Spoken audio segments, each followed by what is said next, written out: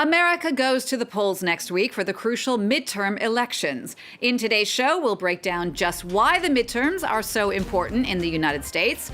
We'll also take a trip down the Mississippi River to talk to voters about some of the key issues in the campaign. I'm Jeannie Godula. Next Tuesday, November 8th, Americans head to the polls for the all-important midterm elections. It's a vote that could make or break the rest of President Joe Biden's term. And to tell us more about it is France 24's Erin Ogun-Kay. Hi, Erin. Hi, Jeannie. Break it all down for us. So what are the midterms and why are they important? So the midterm elections, Jeannie, for Congress are held halfway through a president's four-year term. So it's not exactly that they're every 2 years, but 2 years after the president is elected. So these elections are meant to kind of often are seen as a referendum on the president's first 2 years in office. Now, they determine the composition of the two chambers of Congress, the lower house, the House of Representatives, and the upper house, which is the Senate. We'll start with the lower house, Jeannie. In the House of Representatives, then, all 435 seats are up for grabs. For now, the Democrats, as you can see in this graphic, there have a slight majority, so the big question is whether or not they will be able to maintain that. Now, as a reminder, the number of representatives per state is supposed to be proportionate to the state's population. It's also supposed to be the members of Congress that are closest to the people, which is why they're either elected or up for re-election every 2 years. It's supposed to give voters more immediate control of their representatives and the direction that they make the government go in. For the upper house, Jeannie, the Senate, the 35 of the body's 100 seats are up for grabs. There are two senators per state. For now, again, the Democrats hold a very slight majority, 48 Democrats with 2 independents. We'll talk about it later, but the vice president breaks the tie in the event of a tie. There are 2 senators per state, as I said, so every 2 years, 1/3 of the Senate is elected or re-elected, and that's to make sure that the body is renewed frequently enough so the voters feel like they have immediate control, again, over the people that are representing them. Well, let's talk more specifically about Joe Biden's presidency. What would happen if he were to lose the Democrats' already slim majority? Well, that is the big question, Jeannie, this year and every time there are midterm elections, really. That's because the more a president's party has control of Congress, the easier it is for them to fulfill their campaign promises and policy objectives through law. That's because whoever controls those chambers also controls the committees that writes the legislation and decides what pieces of legislation are going to be voted on. Midterms, again, are often seen as a referendum on the president's first 2 years in power. The president's party often does fare poorly in midterms. So if that does happen this year, it's not necessarily exceptional in terms of how things tend to go.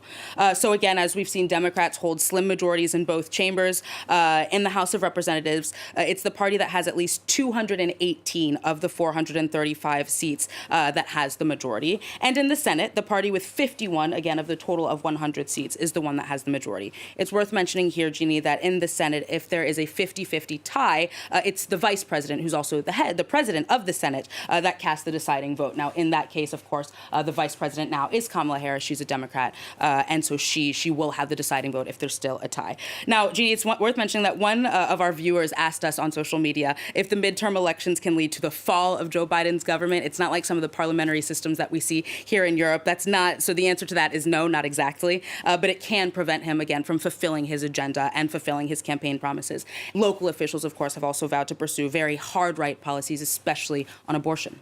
Thanks for that, Erin. Stay with us. We're going to come back to you in just a few minutes' time. Erin, they're just mentioning abortion, which is one of the hot-button topics this time around. The abortion debate is particularly raging in the Midwestern state of Wisconsin. That's where a law dating back to 1849 banning nearly all abortions has now been put back into effect. The law is currently being challenged in court, though, and the Wisconsin Attorney General says he won't enforce it.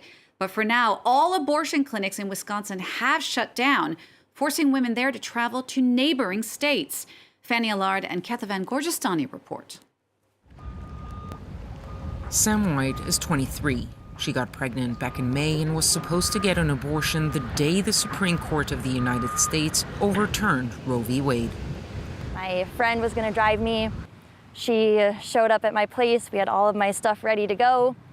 And I got a notification on my phone from the AP News saying that Roe was overturned.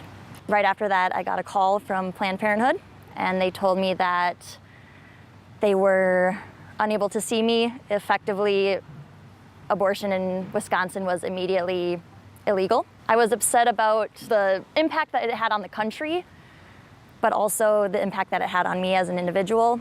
Working evenings as a waitress to pay for her studies, White says she would not have been able to raise a child on her own. Despite her struggles, she was able to make it to neighboring Minnesota in time to get an abortion. It was really, really hard for me, but at the same time, I am, a college student. I have an education, I have a job, I have a car, and so I still am privileged. It was an awful situation, but I couldn't imagine going through it without some of those privileges. I would say that out of all of the issues our country is facing, for me personally, women's rights is number one right now. Under an 1849 state law which is currently being challenged in court, it is a felony to provide an abortion except when the mother's life is at risk, with no exceptions for rape or incest. A rollback of women's rights that has fired up activists ahead of the November 8 midterms. Hi, are you Laura? Yes. Hi, Laura. I'm Joella. I'm with Planned Parenthood Advocates of Wisconsin. So we're just out talking to neighbors today to see how folks are feeling after the recent Supreme Court decision that overturned Roe versus Wade. There's some pathways to restoring legal abortion services in Wisconsin. I'm afraid, but it makes me hopeful to know that there are people willing to fight for what we all deserve. Planned Parenthood was aiming to spend a record $50 million to elect abortion rights supporters across the country. There are politicians who would like to see that codified, really keep that as the law of the land in the state of Wisconsin.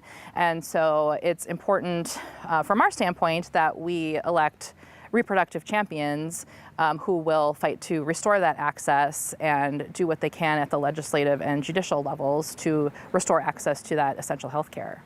Over the summer, a wave of female registration saw new female voters in Wisconsin outnumber men by 17 points, with Democrats hinging their hopes on making abortion the central issue of the midterms.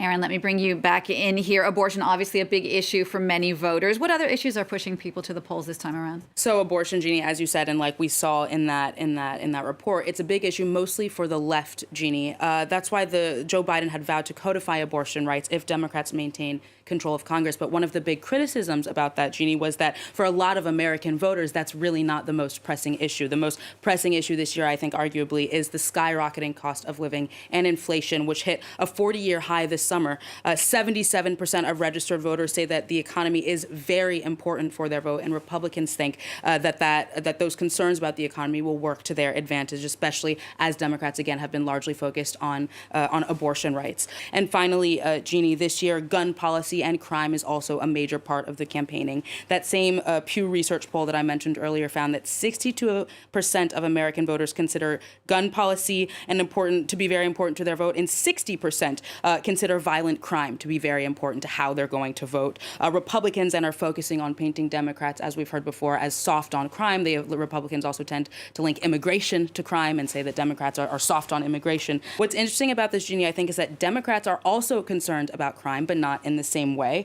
They're really concerned about political violence, a rise in political violence and just kind of harsher political rhetoric.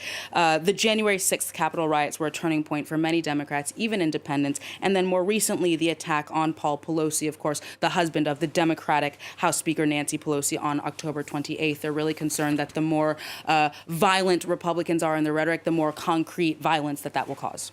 Aaron, thanks so much. That's France 24's Aaron Ogunkeye.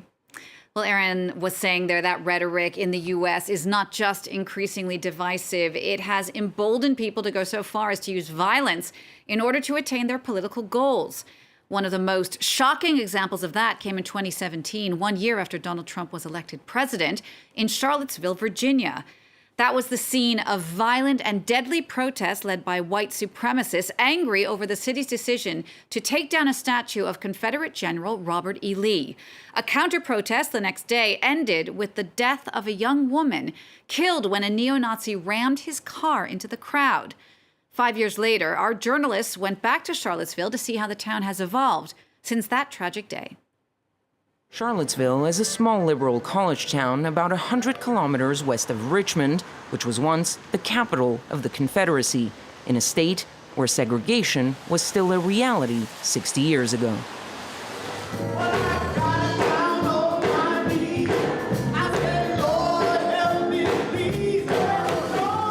For the past 5 years, with the help of Pastor Jerome Lee, Gathers has been trying to fight ignorance. White supremacy is nothing more than an ideology. It's what people believe. Because there is no such thing as a white person who's superior to any other race. So how do you break that teaching? How do you change the mindset? And that's what that's where we are now. That's what's necessary, I think, moving forward. You have to stand up and address it. You can't put your head in the sand and act like it ain't happening. You're not walking around looking, but you just have to realize that they're still here. It's calm today, but it will raise its head again. Maybe not in my lifetime, but you have to remember the history. Remember history. That's what Eze Amos wanted to do through 36 pictures. Pictures the photographer chose to show a resilient community rather than one struck by violence. It's my idea of giving Charlottesville a reason to talk about what happened, a way for us to reflect on what happened 5 years ago, and also a way for us to reclaim the narrative of what happened 5 years ago. These pictures show Susan Bro, whose daughter died in the attack. Don Gathers, the civil rights activist. Amos doesn't know any of them personally, but each face tells a story. This photo was taken while some community members gathered to mourn the death of Heather Heyer. I still remember this very vividly. I was photographing, I looked up on the hill, and there I saw this girl. And you can see in her face, she was confused. And that was what caught my eye. Amos, who moved to Charlottesville from Nigeria 14 years ago, believes that the chaos of 2017 was a turning point. There's still a lot of work to be done. But I can tell you this, from a black person living in Charlottesville, that we are doing that work. A lot of people have been emboldened to speak out. So when somebody's messing up, they call them, people will write and be like, what are you doing there? We don't want you there. Get out of there. People talk now, they have a voice. According to the Anti-Defamation League, at least 131 murders were carried out by white supremacists since 2017. And top law enforcement officials in the Biden administration have publicly stated that white supremacists are now the biggest domestic threat to the homeland. That wraps it up for this special Inside the Americas on the U.S. midterms. We'll see you again next week for all the news from north to south.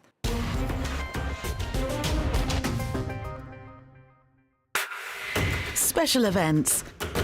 From November 6th to 18th, Egypt will host the 2022 Sharm el-Sheikh Climate Change Conference. The climate crisis is a growing threat to the world's population. We'll be there conducting interviews and debating climate issues, but also bringing you reports and special editions. COP27, 12 days to tackle climate change on France 24.